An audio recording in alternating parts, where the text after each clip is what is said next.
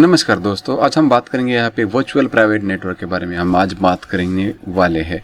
तो virtual private network, इसे नाम से आपको समझ में आ जाएगा कि ये क्या है। यानी कि ये वर्चुअल है, ये प्राइवेट है और ये नेटवर्क है। यानी ये जो आप यहाँ पे जो दिख रहा है आपको, ये वर्चुअल प्राइवेट नेटवर्क है। तो आप अगर किसी इंटरनेट की दुनिया में आपकी खुद की जो इंटरनेट क्या कर रहे हैं आप वो छुपाना चाहते हैं, तो ये प्राइवेटली नेटवर्क के साथ कर सकते हैं। यानी ये वीपीएन के साथ आप कर सकते हैं इस तरीके से, नहीं क्या? तो ये आप छुपा सकते हैं, यानी वर्चुअल प्राइवेट नेटवर्क के ज़रिए उसे आप छुपा सकते हैं। इसमें से कुछ बातें आती है जो कि आपके सामने मुझे रख देनी चाहिए। इसमें क्या क्या काम होता है। अक्सर लोग इसमें ज़्यादातर इस्तेमाल ऐसे करते हैं कि इसका वर्चुअल आपका पूरी तरीके से आप प्राइवेट ब्राउजिंग कर पाए या प्राइवेट कुछ इस तरीके से कर पाए। तो ये हम आज बात करेंगे। तो चलिए कुछ ऐसी बातें बताएंगे आपको कि इसमें आपको यहाँ पे क्या क्या कर सकते हैं आप। तो पहले आप आपका डाटा जो लीक होने से बचा सकते हैं। यानी आपका डाटा जो लीक होता है वो उसे आप बचा सकते हैं, यानी चोरी बेरी होने से आप बचा सकते हैं। और आप जो ऑनलाइन रहते हैं उसकी गोपनीय रख सकते हैं, यानी आपको छुपा के इंटरनेट पे काम कर सकते हैं। ये दूसरी बात है। यानी कि आप ऐसा हो सकता है कि ये दूसरी बात है कि इंटरनेट से जुड़े हुए काम आप गोपनीय तरीके से आप छुपा सकते हैं, दुनिया से उसे छुपा सकते हैं और आप काम कर सकते हैं इस तरीके से। ये वर्चुअल प्राइवेट नेटवर्क के ज़रिए आप कर सकते हैं, यानी ये वीपीएन के ज़रिए आप कर सकते हैं। और जो डेटा के बारे में बताने मैंने कोशिश की कि आप डेटा लीक होने से बचा सकते हैं। यानी डेटा लीक होने से क्या बचा सकते हैं कि आपका कुछ आपकी जो अगर आप यहाँ पे गोपनीय के तरीके से या यहाँ पे हर चीज़ आप थोड़ी से सावधान की तरह से कर रहे हैं तो आपका डेटा लीक होने से आप बचा सकते हैं।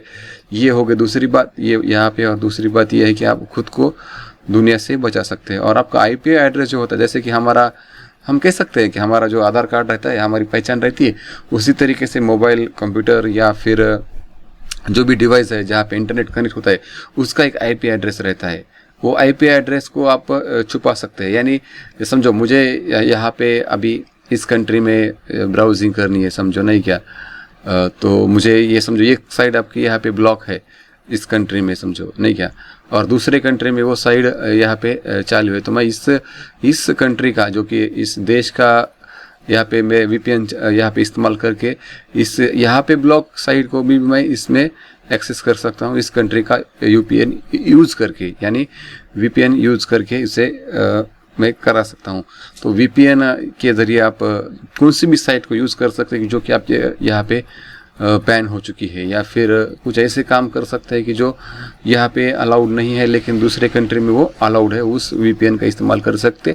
वीपीएन का इस्तेमाल करने का यानी उस सर्वर का इस्तेमाल करके आप उसका एक्सेस पा सकते हैं, उसे आप इस्तेमाल कर सकते हैं इसमें। तो ज़्यादातर मेरे ख्याल से ज़्यादा चीन में रहता है वीपीएन का, लोग इस्तेमाल कर सकते हैं। यहाँ पे काफ़ी चीज़ें बैन है, जैसे कि गूगल बैन है, जैसे आपका फेसबुक बैन है, यूट्यूब बैन है। तो वो लोग इस्तेमाल वीपीएन के ज़रिए ही करते हैं कि वीपीएन समझो यहाँ पे दूसरे कंट्री का वीपीएन लेने के बाद वो उसे एक्सेस कर सकते हैं। ज़्यादातर चीन में ऐसा होता है कि काफ़ी चीज़ें जो हमारे यहाँ नॉर्मल रहती है वहाँ वो बैन है।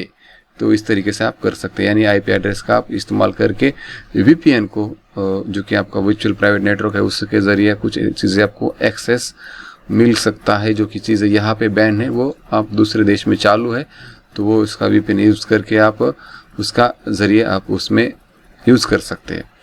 तो ये तो हो गई दूसरी बात। और तो ये हमारे जो हम फ़ोन में इस्तेमाल कर सकते हैं, लैपटॉप में जहाँ कनेक्ट होता है इंटरनेट, उस यहाँ पे कंप्यूटर में आप कर सकते हैं। यानी समझो अगर आप लैपटॉप में कर सकते हैं, कंप्यूटर में कर सकते हैं या यहाँ पे कर सकते हैं, तो इस तरीके से आप इसका इस्तेमाल कर सकते हैं। और जो एक सर्वर रहता है, यानी समझो एक दूसरा कंप्यूटर है जिसके हम सर्वर के रूप में इस्तेमाल कर रहे हैं इंटरनेट, यहाँ पे ये साइट बैन है लेकिन ये साइट वहाँ पे चालू है। तो ये सर्वर कहाँ पे है, समझो चाइना में मुझे इंटरनेट यूज़ करने का, यूट्यूब यूज़ करने का है, तो मैं यहाँ का इंडिया का यहाँ पे वीपीएन इस्तेमाल करके मैं यहाँ पे चाइना में भी यूट्यूब देख सकता हूँ। इस तरीके से ऐसे कुछ आप कर सकते हैं। तो वीपीएन का इस्तेमाल ऐसे होता है। तो ज़्यादातर लोग वीपीएन का इस्तेमाल करते हैं, कुछ फ्री एप्लीकेशन भी मिलते हैं। आने वाले दिनों में मैं वीपीएन पे पूरी डिटेल्स वीडियो में वीपीएन का नेटवर्क कैसा रहता है वो सब कुछ मैं आपको क्लियर समझाने की कोशिश करूँगा। ये तो मैंने सिर्फ आपको वीपीएन के बारे में जानकारी देने की कोशिश की, VPN प्राइवेट नेटवर्क के बारे में जानकारी देने की कोशिश की। एक हम कह सकते हैं कि एक इसके बारे में एक थोड़ा सा शॉर्ट वीडियो कह सकते हैं, पूरे डिटेल्स में हमने अभी तक बात नहीं की है। आगे चल के जैसे जैसे वीडियो हम बनाते जाएंगे उसी तरीके से आपको इसके बारे में जानकारी देने की कोशिश करेंगे।